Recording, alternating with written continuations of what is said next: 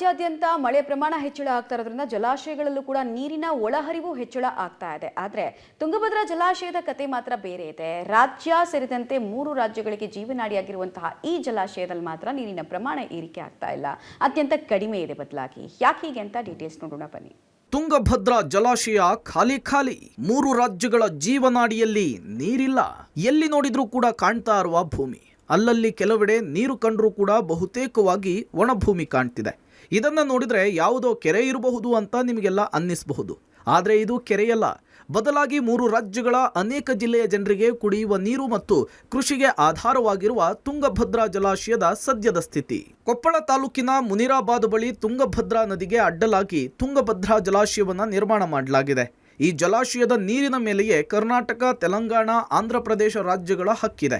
ಈ ಡ್ಯಾಂನಲ್ಲಿರುವಂತಹ ನೀರು ಕೊಪ್ಪಳ, ರಾಯಚೂರು, ಬಳ್ಳಾರಿ, ವಿಜಯನಗರ ಜಿಲ್ಲೆಗಳು ಮತ್ತು ಆಂಧ್ರ ಪ್ರದೇಶ, ತೆಲಂಗಾಣ ರಾಜ್ಯದ ಅನೇಕ ಜಿಲ್ಲೆಗಳಿಗೆ ಕುಡಿಯುವ ನೀರು ಮತ್ತು ಕೃಷಿಗೆ ಪ್ರಮುಖ ನೀರಿನ ಮೂಲವಾಗಿದೆ.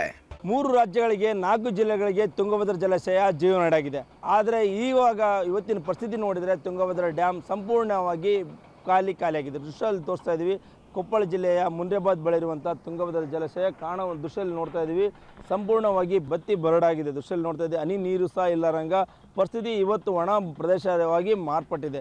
ಕಳೆದ 8 ತಿಂಗಳಿಂದ ತುಂಗಭದ್ರಾ ಡ್ಯಾಮಿಗೆ ಹನಿ ನೀರು ಸಹ ಹರಿದು ಬಂದಿಲ್ಲ. ಈ ಕಾರಣಕ್ಕಾಗಿ ಸಂಪೂರ್ಣವಾಗಿ ತುಂಗಭದ್ರಾ ಡ್ಯಾಮು ಖಾಲಿಯಾಗಿದೆ. ಕಳೆದ ವರ್ಷಕ್ಕೆ ಹೋಲಿಸಿದರೆ 3.8 TMC ಇವತ್ತಿನ ದಿನಕ್ಕೆ ನೀರು ಸಹ ಸಂಗ್ರಹ ಆಗಿತ್ತು. ಆದರೆ ಇವತ್ತು ತುಂಗಭದ್ರಾ ಡ್ಯಾಮ್ನಲ್ಲಿ ಕೇವಲ 3 TMC ನೀರು ಸಂಗ್ರಹ ಆಗಿದೆ. ಅದು ಕೇವಲ ಡೆಡ್ ಸ್ಟೋರೇಜ್ ಅಂತಲೇ ಹೇಳ್ಬೋದು. ಅದು ಜಲಚರ ಪ್ರಾಣಿಗಳಿಗೆ ಮಾತ್ರ ಈ ನೀರನ್ನು ಬಳಸ್ಕೊಳ್ಳೋಕ್ಕೆ ಅವಕಾಶ ಇದೆ. ಯಾವುದೇ ರೀತಿ ಕೃಷಿ ಚಟುವಟಿಕೆಗಾಗಿರ್ಬೋದು, ಕುಡಿಯ ನೀರಿಗಾಗಿರ್ಬೋದು ಮತ್ತು ಕೈಗಾರಿಕೆಗೆ ಯಾವುದೇ ರೀತಿ ನೀರನ್ನು ಬಳಸೋಕ್ಕೆ ಅವಕಾಶ ಇಲ್ಲ. ತುಂಗಭದ್ರಾ ನದಿ ಪಕ್ಕ ಇರುವಂಥ ರಾಯಚೂರು ಆಗಿರ್ಬೋದು, ಕೊಪ್ಪಳ ಆಗಿರ್ಬೋದು, ವಿಜಯನಗರ ಆಗಿರ್ಬೋದು ಮತ್ತು ಬಳ್ಳಾರಿ ಜಿಲ್ಲೆಗಳಿಗೆ ಈ ಕೃಷಿ ಚಟುವಟಿಕೆಗೆ ಮತ್ತು ಕುಡಿಯ ನೀರಿಗೆ ಇದೇ ಡ್ಯಾಮಿನ ಅವಲಂಬಿತರಾಗಿದ್ದರು. ರೈತರಾಗಿರ್ಬೋದು ಮತ್ತು ಜಾನುವಾರಿಗೆ ಇದೇ ನೀರನ್ನು ಬಳಸ್ತಾ ಇದ್ದರು. ಆದರೆ ಸಂಪೂರ್ಣವಾಗಿ ಬರಿದಾಗಿದ್ದರಿಂದ ಸಾಕಷ್ಟು ಸಮಸ್ಯೆ ಉದ್ಭವವಾಗಿದೆ.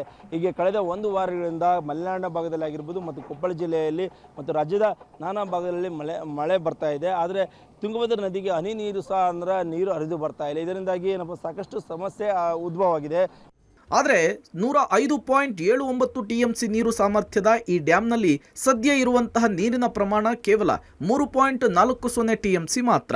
ಅಂದರೆ ಡ್ಯಾಂನ ಸಾಮರ್ಥ್ಯದ 3% ಮಾತ್ರ ಇದೆ.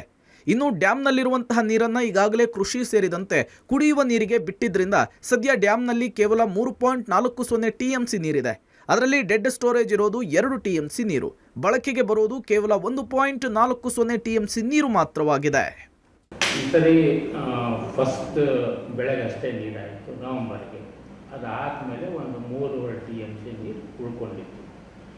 ಅದಕ್ಕೇನು ಮಾಡಿದ್ವಿ, 1.2 TMC ರಾಯಚೂರಿಗೆ, ಕೊಪ್ಪಳಕ್ಕೆ 0.5, ವಿಜಯನಗರ 0.5 ಮತ್ತು ಬಳ್ಳಾರಿಗೆ 0.8 ಈ ರೀತಿ ಉಳಿದ ನೀರನ್ನು ಕುಡಿಯೋಕ್ಕೋಸ್ಕರ ತೀರ್ಮಾನ ಮಾಡಿದ್ವಿ. ಪ್ರೆಸೆಂಟು 3.4 TMC ಇದೆ. ಇದೇ ಸಮಯಕ್ಕೆ ಕಳೆದ ವರ್ಷ 3.83 TMC ಇತ್ತು. ಒಳಹರಿವು ಪ್ರಾರಂಭ ಆಗಿತ್ತು. ಈ ವರ್ಷ ಒಳಹರಿವು ಬಂದಿಲ್ಲ.